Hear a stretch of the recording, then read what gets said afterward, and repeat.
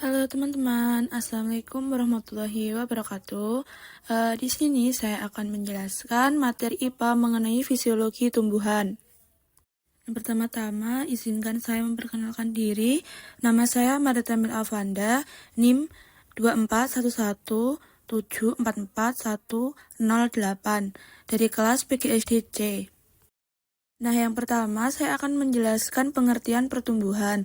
Nah, pertumbuhan merupakan proses alami yang dialami oleh semua makhluk hidup, termasuk tumbuhan, yang ditandai dengan adanya peningkatan ukuran, volume, dan jumlah sel. Nah, selanjutnya faktor yang mempengaruhi pertumbuhan pada tumbuhan. Nah, pertama ada faktor internal yang meliputi genetik dan hormon tumbuhan seperti auksin, giberelin, sitokinin, etilen, dan asam absisat. Nah, yang kedua ada eksternal, mencakup cahaya, air, nutrisi, suhu, dan oksigen yang berperan penting dalam mendukung metabolisme dan aktivitas fisiologis tumbuhan. Nah, selanjutnya persamaan pertumbuhan primer dan pertumbuhan sekunder. Ada 5 aspek yang saya ketahui. Ya, aspek pertama, proses biologis. Persamaan keduanya merupakan proses pertumbuhan yang melibatkan pembelahan sel. Yang kedua, ada aspek dikendalikan oleh meristem. Keduanya terjadi karena aktivitas jaringan meristematik.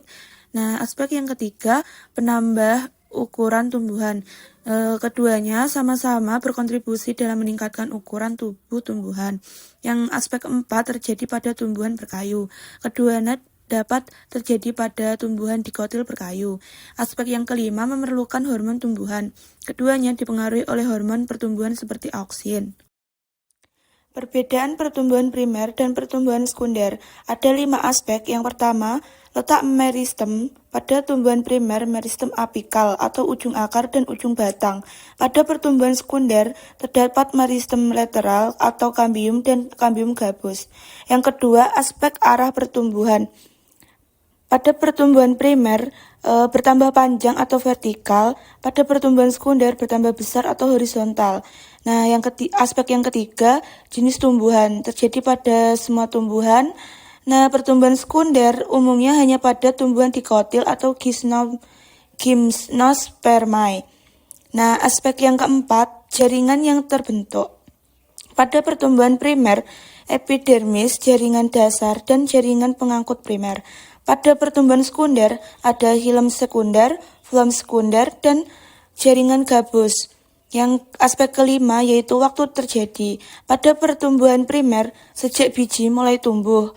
Kalau pada pertumbuhan sekunder, itu setelah pertumbuhan primer selesai atau berkurang. Selanjutnya, pengertian adaptasi tumbuhan. Nah, adaptasi tumbuhan adalah suatu kemampuan tumbuhan dalam menyesuaikan diri dengan lingkungan baru untuk bertahan hidup. Berikutnya ada jenis-jenis adaptasi tumbuhan. Ada 3, yaitu adaptasi morfologi, adaptasi fisiologi, dan adaptasi tingkah laku. Yang pertama, ada adaptasi morfologi, merupakan jenis adaptasi atau penyesuaian diri terhadap bentuk tubuh. Adaptasi morfologi pada tumbuhan terbagi menjadi 5 macam, yaitu Xerophyte adalah tumbuhan yang menyesuaikan diri dengan lingkungan yang kering. Daerah yang kering ini seperti daerah gurun pasir atau berupa daerah savana. Selanjutnya, tumbuhan hidrofit. Biasanya tumbuhan ini hidup pada daerah yang memiliki banyak air atau berada di daerah perairan. Tanaman yang tergolong kategori hidrofit ini melakukan adaptasi morfologi dengan mengubah bentuk dan fungsi tubuhnya seperti pada akar memiliki ukuran yang panjang dan halus. Selanjutnya, tumbuhan hygrofit adalah tumbuhan yang hidup di dalam lingkungan yang lembab. Upaya adaptasi morfologi yang dilakukan tumbuhan hygrofit ini yaitu menyesuaikan jumlah stomata. Stomata ini berada di permukaan daun yang berfungsi sebagai alat untuk proses penguapan. Berikutnya, tumbuhan halofit merupakan tumbuhan yang dapat hidup pada lingkungan dengan kadar garam yang tinggi. Biasanya, tanaman yang hidup pada lingkungan ini berada di wilayah pantai atau laut. Adaptasi morfologi flora jenis ini seperti memiliki akar yang kuat, yang berfungsi sebagai upaya untuk tetap berdiri kokoh meskipun diterjang oleh ombak pantai. Selanjutnya, tumbuhan mesofit adalah tumbuhan yang mampu tumbuh dan hidup di daerah yang tidak terlalu kering dan tidak terlalu basah. Tanaman jenis ini biasanya banyak ditemukan di daratan. Oleh sebab itu, tumbuhan mesofit banyak ditemukan di sekitar kita. Selanjutnya, ada adaptasi fisiologi, yaitu adaptasi penyesuaian fungsi organ tubuh dengan lingkungannya. Tumbuhan bisa mengeluarkan enzim tertentu dalam rangka beradaptasi dengan lingkungannya, seperti contohnya mengeluarkan aroma, menghasilkan zat racun, dan meningkatkan laju respirasi. Selanjutnya, adaptasi tingkah laku. Adaptasi tingkah laku adalah adaptasi berupa penyesuaian tingkah laku makhluk hidup sesuai dengan kondisi dan keadaan lingkungannya. Pada tumbuhan, adaptasi tingkah laku dilakukan dengan cara pada saat lingkungan dalam keadaan kering. Tumbuhan yang termasuk tanaman rimpang akan mematikan sebagian tubuhnya yang tumbuh di permukaan tanah. Contohnya, pohon jati menggugurkan daunnya pada saat musim kemarau. Selanjutnya, contoh adaptasi morfologi pada tumbuhan. Yang pertama, ada tanaman kaktus, merupakan salah satu tumbuhan yang melakukan adaptasi morfologi jenis xerophyt yang memiliki kadar air tinggi pada bagian batang yang berguna untuk mempertahankan hidupnya di tempat yang kering dan terik. Yang kedua, ada bunga teratai, merupakan salah satu tumbuhan hidrofit yang beradaptasi di lingkungan perairan dengan bentuk daun yang melebar dan tipis untuk mempercepat penguapan. Yang ketiga, ada lumut. Lumut ini adalah salah satu tanaman higrofit yang hidup di lingkungan yang lembab. Lumut mempunyai akar pendek untuk mempersempit bidang penyerapan air. Yang keempat, ada tanaman bakau. Ini dapat beradaptasi morfologi sebagai tumbuhan halofit dengan memiliki akar napas yang kuat dan tinggi, memiliki kulit yang keras, memiliki daun yang tebal dan kuat, serta mengandung banyak air. Yang kelima, ada pohon pisang. Ini termasuk kategori tumbuhan mesofit yang sering kita jumpai. Selanjutnya, contoh adaptasi fisiologi pada tumbuhan. Yang pertama, ada bunga melati, merupakan salah satu tumbuhan yang melakukan adaptasi fisiologi juga. Nah, tumbuhan berbunga akan menghasilkan bau khas dan memiliki serbuk sari yang lengket untuk mengundang datangnya serangga yang membantu penyerbukannya. Yang kedua, ada tanaman bakau, merupakan salah satu tumbuhan yang melakukan adaptasi fisiologi, mengatur keseimbangan garam yang masuk ke tubuhnya, mengeluarkan garam atau ekskresi melalui batangnya, memiliki sistem penyaringan garam yang kompleks, memiliki sistem akar yang kompleks untuk mengatasi peredaman air asin dan aksi gelombang. Yang ketiga, ada bunga mawar, merupakan salah satu tumbuhan yang melakukan adaptasi fisiologi. Bunga mawar ini mengeluarkan aroma harum yang berasal dari campuran bahan kimia monoterpen. Aroma ini berfungsi untuk menarik hewan penyerbuk seperti lebah, kupu-kupu, kumbang, dan menghasilkan serbuk sari yang lengket sehingga mudah menempel pada serangga yang membantu penyerbukannya. Contoh adaptasi tingkah laku pada tumbuhan. Yang pertama, putri malu memiliki cara penyesuaian diri melalui daunnya. Daun secara otomatis akan menutup ketika terdapat rangsangan seperti disentuh. Hal ini merupakan cara penyesuaian diri atau cara adaptasi tanaman putri malu terhadap adaptasi tingkah laku. Yang kedua, pada saat musim kemarau, kita sering melihat pohon jati menggugurkan daunnya.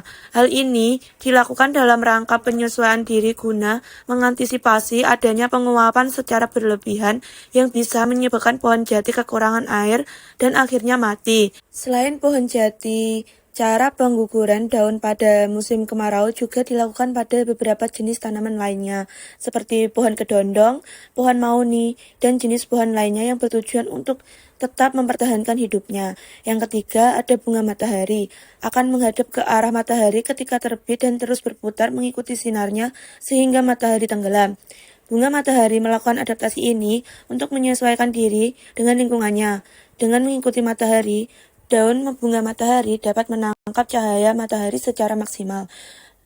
Hal ini meningkatkan efisiensi fotosintesis, proses di mana tanaman mengubah cahaya matahari menjadi energi kimia untuk pertumbuhan. Bunga matahari juga melakukan adaptasi ini untuk menarik lebih banyak penyerbukannya.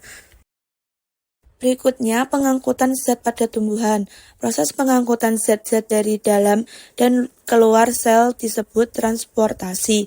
Transportasi tumbuhan adalah proses pengembalian dan pengeluaran zat ke seluruh bagian tubuh tumbuhan. Pengangkutan zat pada tumbuhan meliputi penyerapan air dan mineral, pengangkutan air dari akar ke daun, pengangkutan hasil fotosintesis. Proses penyerapan air mineral.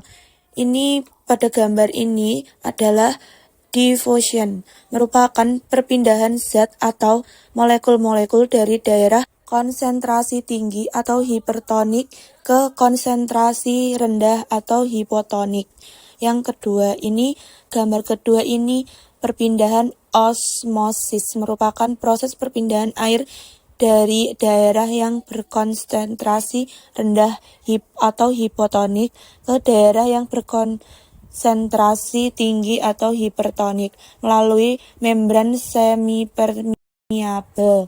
Yang ketiga, ada transport aktif, merupakan pengangkutan zat-zat menembus membran impermeable dan melawan gradien konsentrasi dengan bantuan energi dari ATP dan protein kontransport.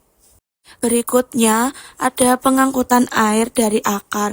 Pengangkutan air dari akar ini diklasifikasikan berdasarkan tingkat tumbuhan, yaitu tumbuhan tingkat tinggi dan tingkat rendah. Pada tumbuhan tingkat tinggi, ada pengangkutan ekstravaskular.